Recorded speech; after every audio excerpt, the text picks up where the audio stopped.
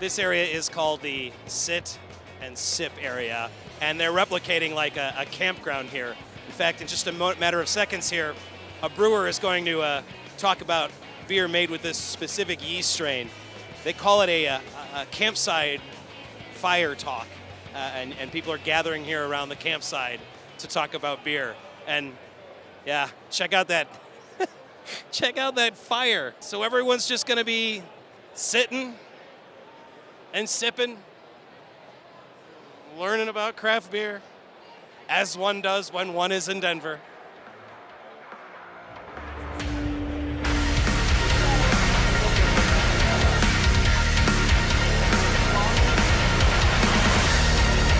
Okay, this is Kevin Sullivan with Pico Brew. Pico Brew, am I way off? It's like a Keurig, but you make beer on your own?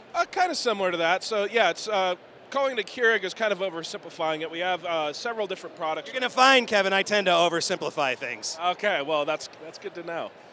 So with our Pico, which is kind of our baseline product, that one, it's meant to use prepackaged ingredients. So it's kind of similar to using, a Keurig K-Pod.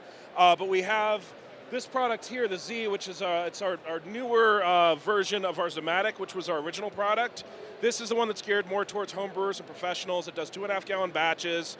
It's great as a pilot system. Like, if you go to a lot of events like this, like Craft Brewers Conference or American Home Brewers Conference, you get like little samples of hops and yeast and stuff like that. And it's great for just banging out a quick little 2.5 gallon batch just to see how it works. We have a lot of our customers who have more responsibilities now than they did when they first started home brewing. And, it takes a whole day to, like me, when I brew on my 20 gallon system at home, it's like, I'm setting up pots the night before, I'm filling them up with water, I'm having to hit the burner at 6 o'clock in the morning, and I'm brewing until it's dark. Like, I'm still cleaning, once it gets dark. With this, set everything up, hit a button, brews everything for you from, set up to the point where it's done brewing, it's hands off. It does it all automatically for you. All the components are dishwasher safe. You run a rinse cycle afterwards, and it also has an automatic cleaning cycle built into it that you run after every third batch.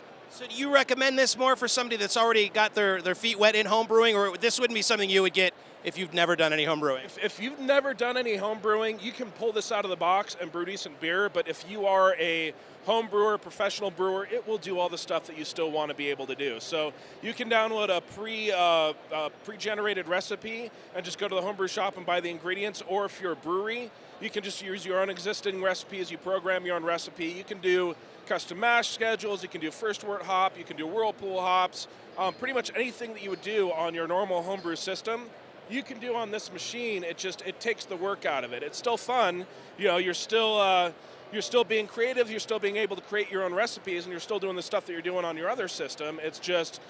It's hands off, so you get that nice consistency from batch to batch. There's no human error where it's, oh shoot, I'm 5 minutes behind on adding my my flavor hop addition, or I missed that strike temp by about 3 degrees, so now I got to try and increase my temperature a little bit just to make sure that I'm hitting my sack temp.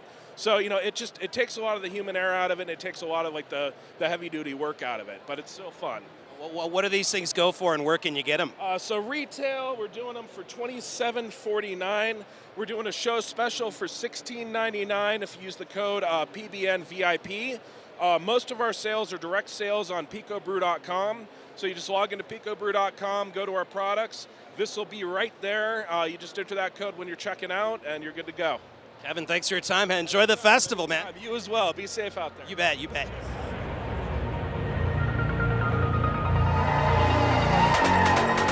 A little nuts. Oscar Blues, one of the great breweries here in Colorado. They've got an interesting thing going on. It's a silent disco. So you see the DJ there? He's playing music, but you can't hear it unless you're wearing headphones. So these guys are dancing with headphones on. The DJ's playing the music, but they can hear it in their heads and we can't hear it out here. Silent disco.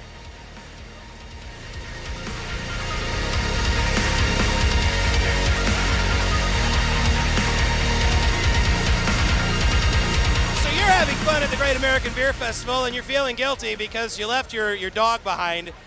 Don't feel guilty because they've got craft beer treats and craft beer for dogs. Crystal, explain this. Well, you can't leave out your four-legged drinking buddy, right? Aren't they your best drinking buddy? Because you're not drinking alone if you've got a dog in the room with you.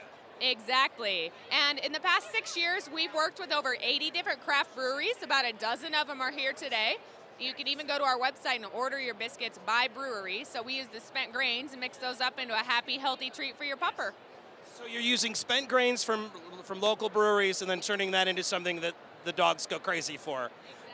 Whose idea was this? How do you think of something like that? So it actually all started with me when I put a bottle opener on my dog's collar, and that's what a beer paw is, and that sent me down a rabbit hole, and here we are, year 4 at GABF. We know, we've talked to so many farmers that use spent grain for their livestock, so you know animals are going to love it, and dogs, well, they're not really super discriminating, but to that end, you've got these delicious treats, I'm sure, but also it looks like you have actual beer for dogs. That can't be right. So I like to call it Doggy-O Drools because, of course, it's alcohol-free, but it's potent in a healthy way with a little glucosamine in there for their joints that we mix up with a malt extract and a beef flavor. So a dog can drink the dog beer and get kind of the same glowing, happy feeling that we get when we drink. Well, I like to say it might get them drunk with excitement. My favorite way to use it is as a gravy over their dinner, but you can serve it on tap. There's a dog bar in Kansas City where we're based called Bar K, and they serve our dog beer on tap out of a little mini keg. Outstanding. Crystal, thanks so much for your time.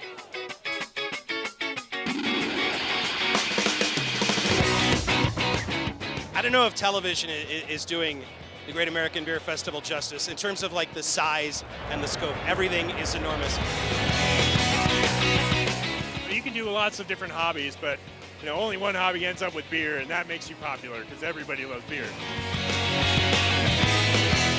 Normally, when you're serving beer, I imagine it's to friends and family. This has got to be a unique experience where you're able to go to Joe Public and say, "Try this."